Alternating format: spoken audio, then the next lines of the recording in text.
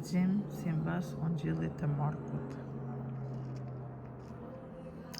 Mandej ia dërguan disa prej farisenësh e Herodinësh me qëllim që ta zënë në fjalë.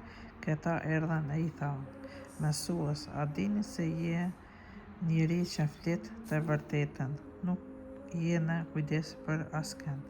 Si ti nuk e merr parasysh pozitën që kanë njerëzit kur është puna të mësosh të vërtetën, ashtu si kërkoj hyj të jetojmë.